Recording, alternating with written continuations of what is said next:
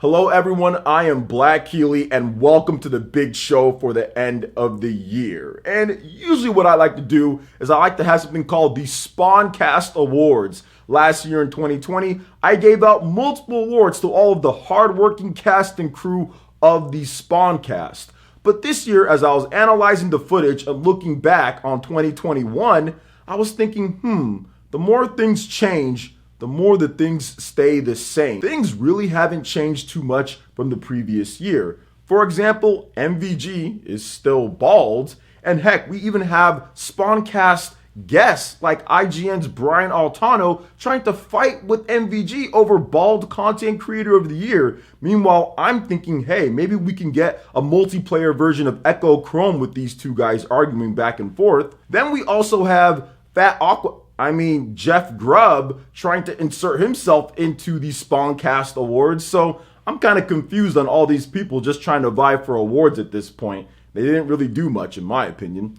Next up, you got regular cast members. For example, guys like Dreamcast Guy or also RGT. They still miss plenty of shows of the Spawncast on weekends because they're out doing various things. And they still look like they might catch something every single week depending on who they're hanging out with. So nothing's changed too much there. Also, if you look to our winner for Black Content Creator of the Year, Nate from Direct Feed Games and Nate the Hate, he's still doing considerably better than that bum OJ who still can't hit 100,000 subscribers despite uploading videos every single day and streaming every single day. He's definitely not Black Content Creator of the Year. Also, if you go over to John from Spawnwave, he still looks like Ned Flanders, and it might even be worse at this point because heck, he's gotten in way better shape, and we all know what shape Ned Flanders is in. Misclick is still crazy and still lives in Florida. And last but definitely not least, Evan still looks like he has murderous intent in his eyes, and he'll kill you if you simply just look at him the wrong way.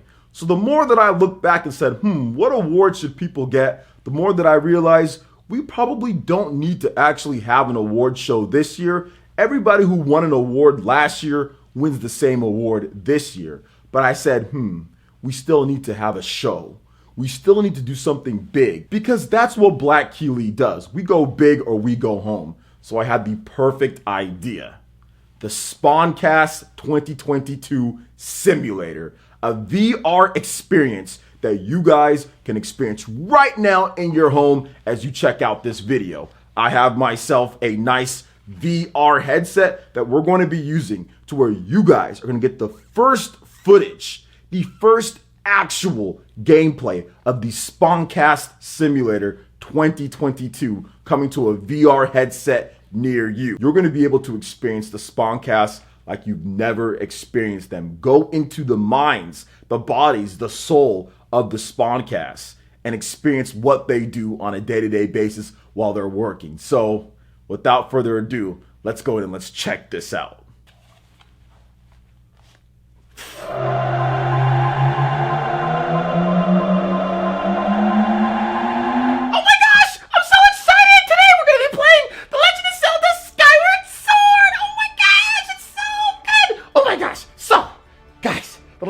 Skyward Sword is out today, and we are going to play. Now, this game is crazy. Oh my gosh. Back when I was playing, it was so exciting. You have the Joy-Cons, and you go like this, and you can be Link. Ha! And we're going to definitely do that. It's going to be so much fun. I'm so excited to play The Legend of Zelda, and I'm going to play standing up. I'm not even going to sit down and play. I'm going to play standing up and going, ha, ha, hiya, just like Link. Okay, let's play.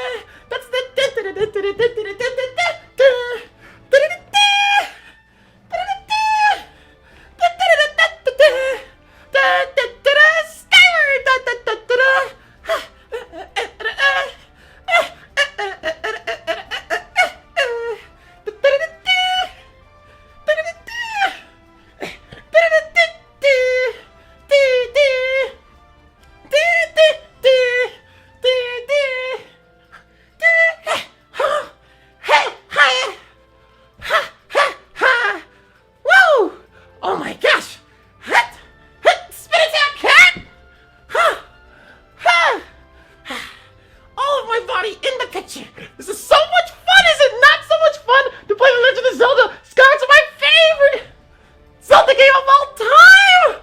Oh, it's so good! The motion control's so fun! Look! I can sling and be Link! But me! Linkle almost, right? That's fun, that's a joke! Oh my gosh! Hey! Okay! Oh my gosh. So, what did you guys think about The Legend of Zelda Skyward Sword? It was fun, right? Right? It was so good!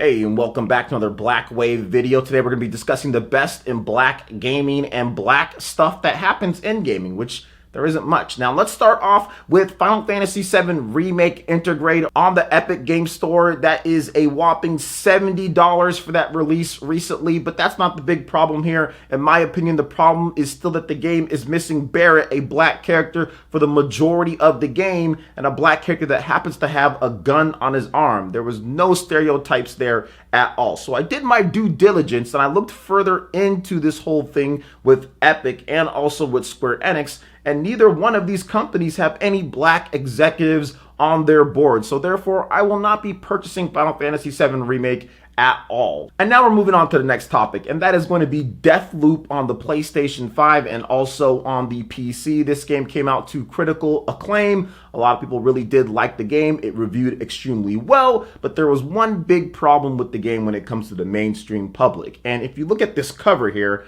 I'm gonna wait just a little bit and maybe you guys can point it out. And yes, as you can see, two black characters on the cover of this, so therefore you've scared away about 50 to 70% of the people that are going to buy this game. So maybe that's the reason why Deathloop was already discounted to $22 on Amazon. A lot of people get a little bit antsy when you show a little bit too much there. Now, moving on to the next thing here and the final topic, it's going to be the new game that's coming out from Square Enix, and that is Forspoken on the PlayStation 5 and also on the PC. And so far this game looks okay from what I can see. It looks like the combat is cool, got some really cool movement, aerials and stuff like that. So overall, so good. But there's one big problem that I see with this game when it comes to the overall scope of it in terms of how other people are going to see the game. Let's look at this cover right here, as we can see here, featuring a black woman on the cover here. And that is already a huge red flag for many different gamers out there. Heck, we saw what happened when Microsoft tried to do this, right? Back with Fable on the Xbox 360. Didn't turn out too well for Lionhead. Look at where they are at this point. So I'm not sure what's going to happen with this game, but I already know there's going to be some people that are having a problem with it just based off of the cover. But we're going to have to wait and see how everything turns out. But that pretty much wraps it up for this Black Wave. If you enjoy the black content here, please make sure you like, subscribe, and share the video if you can. Thank you guys for watching, and we'll see you guys for the next Black Wave.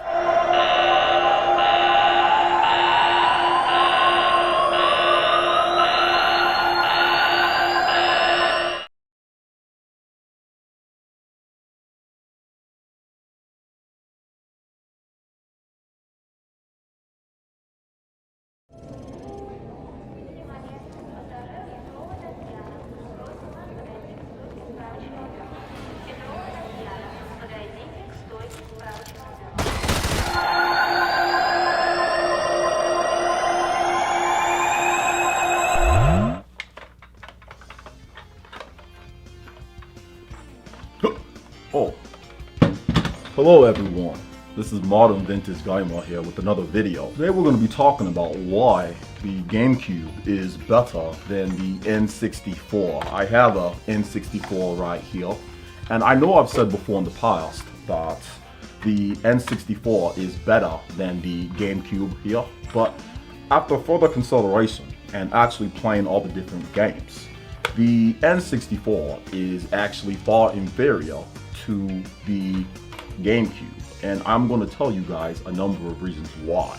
So the GameCube, for example, has Metroid.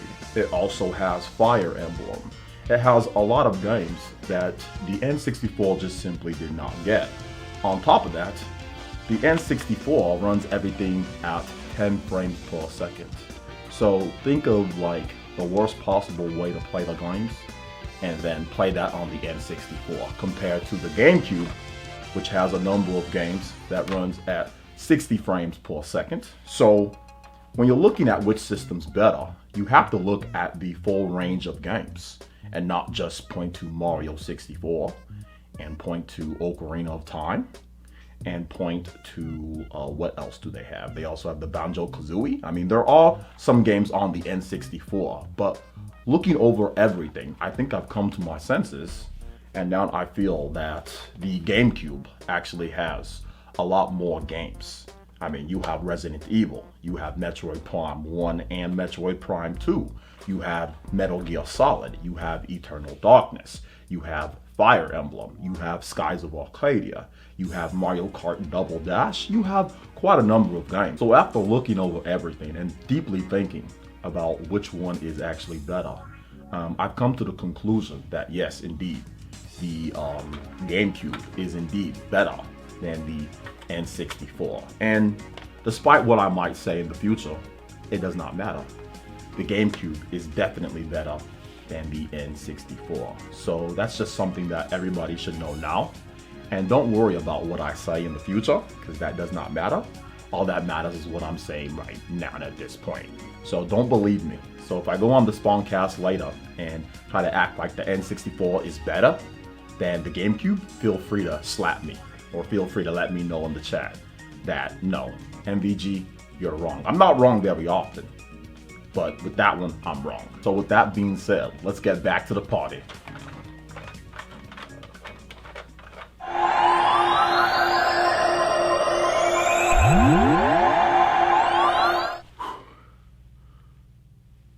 Well, upon further thought and also actually experiencing the games, maybe the Spawncast Simulator 2022 isn't the best idea.